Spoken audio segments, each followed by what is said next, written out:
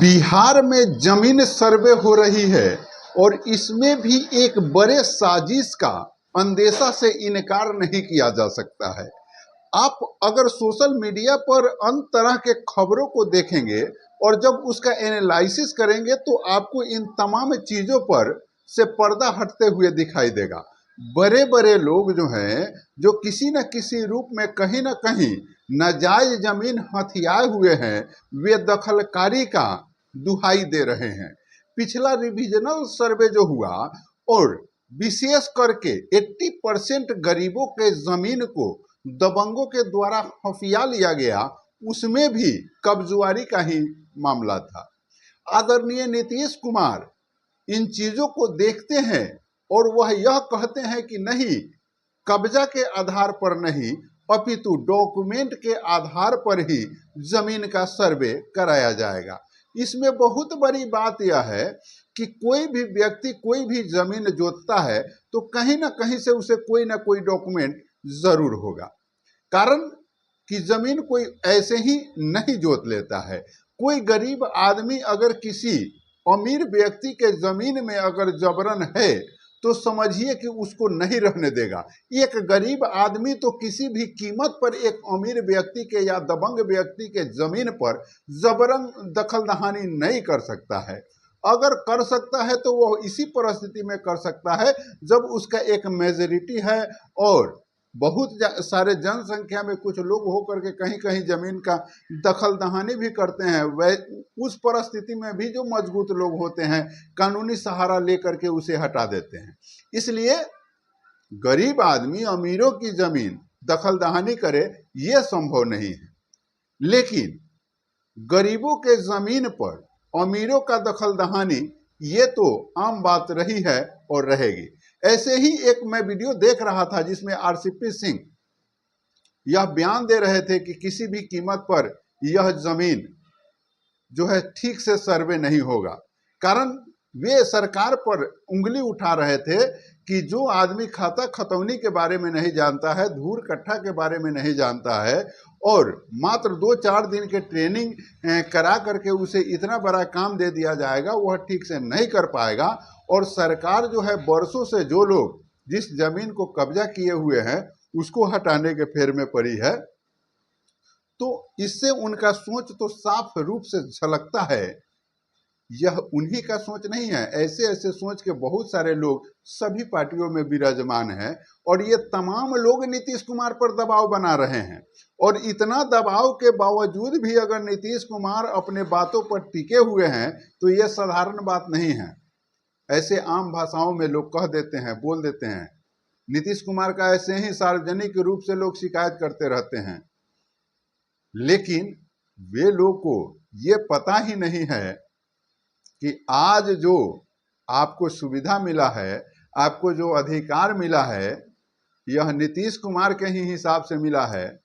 2005 के पहले की जब आप कहानी सुनिएगा, 2005 की कहानी क्यों कोई सुने भाई।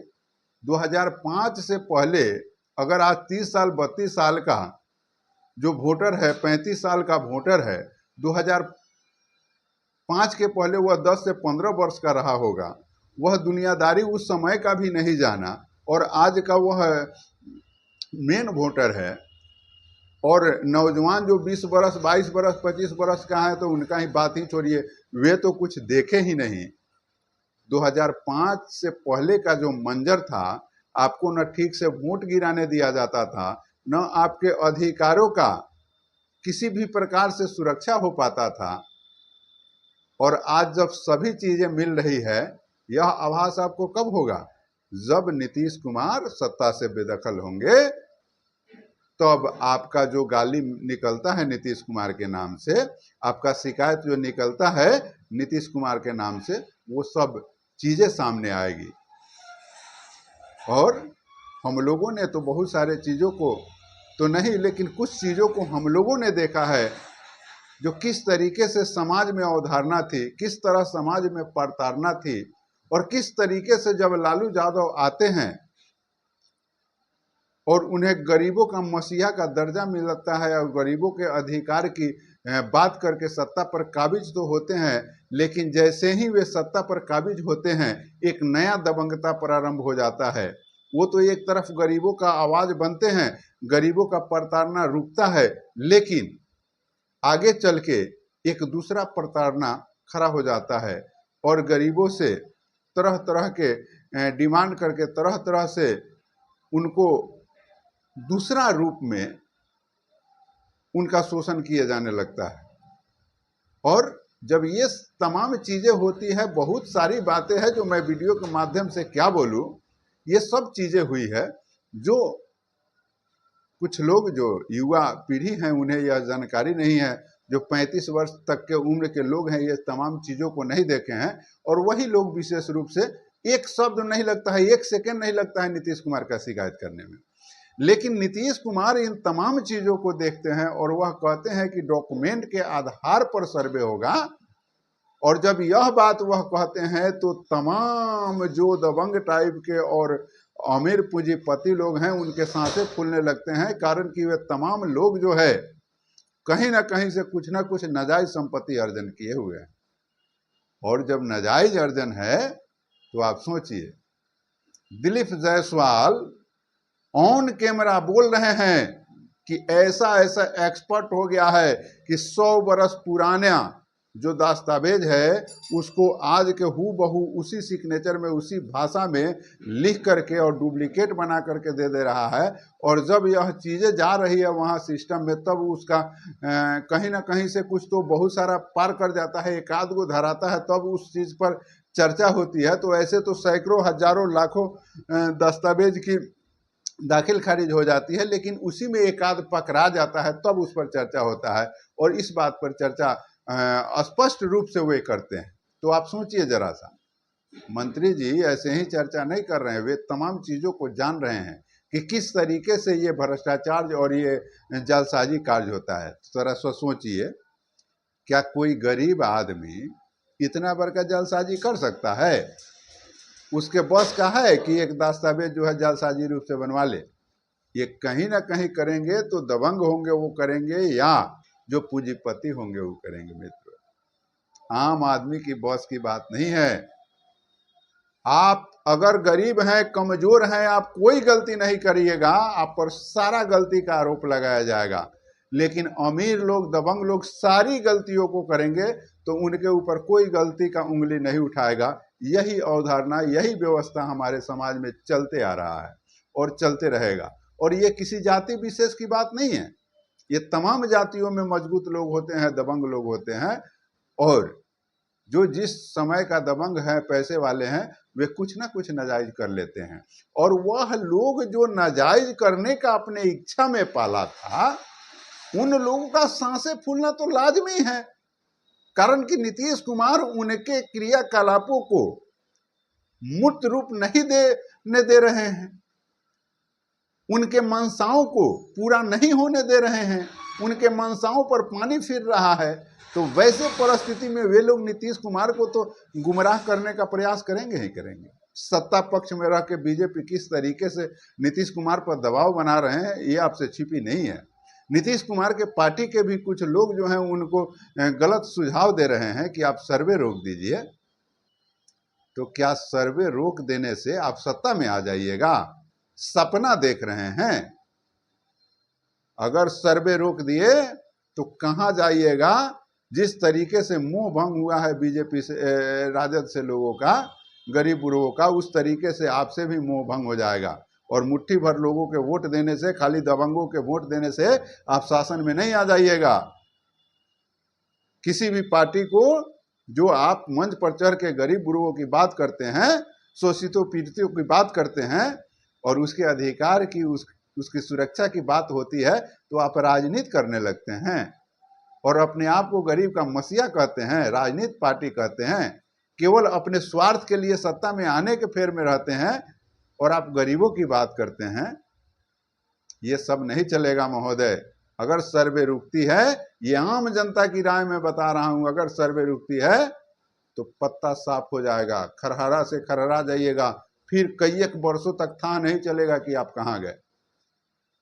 गरीब जग रहा है और जगा हुआ है, इसलिए अब आप उसको ज़्यादा परेशान नहीं कर सकते हैं। हाँ ठीक है, उसके पास पैसा नहीं है, लेकिन प्रजातंत्र में जो उसे वोट का शक्ति मिला है उसे आप नहीं रोक सकते हैं।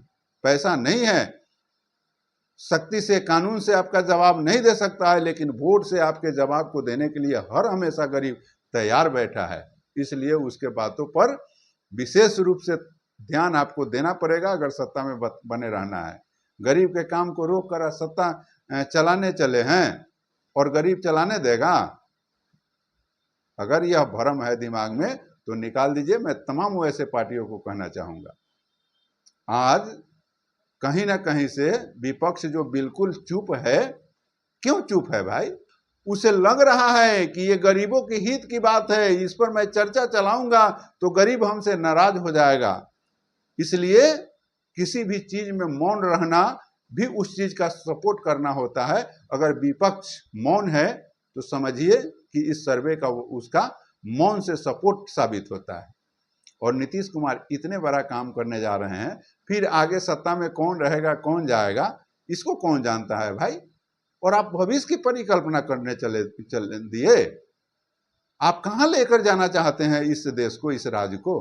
क्या पूर्व पाषाण युग में ले जाना चाहते हैं? क्या उस युग में ले जाना चाहते हैं जहां मुट्ठी भर लोग जो है कुछ बातें कहते थे, उसी बात को लोग मानते थे? आज शिक्षा के क्षेत्र में, सभी क्षेत्रों में राज्य से लेकर देश तक आगे बढ़ रहा है। आप उसको फिर पूर्व पाषाण युग में लेकर के नहीं जाइए महोदय, इस पर भी ध्यान दीजिए। और इस तरीके से ये सर्वे जो है, नीतीश कुमार का जिस तरीके से मानसिकता है, इस तरीके से गरीबों का हक मिलेगा। और अगर चुनाव से पहले नीतीश कुमार सर्वे को सही ढंग से करा लेते हैं तो समझिए कि एक बहुत ही मजबूती इस सरकार को मिलने वाली है और बहुत बड़ा नाम नीतीश कुमार को मिलने वाला है। वे रहे या न रहे, 50 वर्ष या 100 वर्ष सर्वे बाद भी फिर होती है तो नीतीश कुमार का एक नाम रहेगा कि इतना दिन पहले इतना साफ सुथरा ढंग से एक मुख्यमंत्री ऐसा भी था जो यहाँ के जमीन के सर्वे को करा करके बिहार के सारे समस्याओं को दूर किया था, सारे झंझटों को दूर किया था, यहाँ जो ऑकरेंस बढ़ रहे थे उसको दूर किया था। एक बात और भी गंभीर है, इस चीजों पर जो लोग जो ध्यान सरकार का बटोरना चाहते हैं या भटकाना चाहते हैं, मैं उनसे कहना चाहूंगा कि आप इस बात पर क्यों नहीं आते हैं कि सारे विभागों में जो भ्रष्टाचार भरा हुआ है, लोगों को कष्ट हो रहा है, कहीं डॉक्यूमेंट निकालने में, कहीं सीओ के कारगुजारियों से, कहीं कर्मचारी के कारगुजारियों से, तो उस भ्रष्टाचार पर क्यों नहीं दांव खेल रहे हैं भैया? तो उसमें आपको कमीशन चाहिए, इसलिए उसमें कोई बात नहीं है। भ्रष्टाचार जो हो जनता लुटाए उस पर कोई बात नहीं है। और जनता की जहां अधिकार और जनता जहां सुचारू रूप से उसका अधिकार का सुरक्षा होने की बात हो तो वहां आप राजनीति करने लगते हैं और आप कहते हैं हम गरीबों की मसीहा हैं, आप कहते हैं हम गरीबों के लिए लड़ते हैं, आप कहते हैं कि हम शोषितों के लिए लड़ते हैं, पीड़ितों के लिए लड़ते हैं। क्या यही आपका राजनीति है? और इस राजनीति से क्या जनता परिचित नहीं होगा? हम सोशल मीडिया के पत्रकार जो हैं तमाम जनताओं को इन चीजों से अवगत करा करके और आपके सच्चाई को खोलने का प्रयास करते रहेंगे।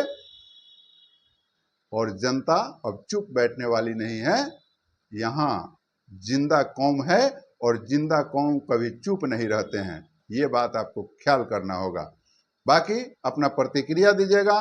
तमाम साथियों से निवेदन है कि वीडियो को ज्यादा से ज्यादा शेयर करिए। अमीर आदमी तो हमारा वीडियो शेयर नहीं करेगा, लेकिन अगर आप कमजोर हैं, मध्यम वर्ग हैं, तो इस वीडियो को शेयर करिए। ये आपके बहुत बड़े अधिकार की बात है। इसको अधिकारियों के पास पहुंचाइए, सरकार के पास पहुंचाइए, मंत्री के पास पहुंचाइए।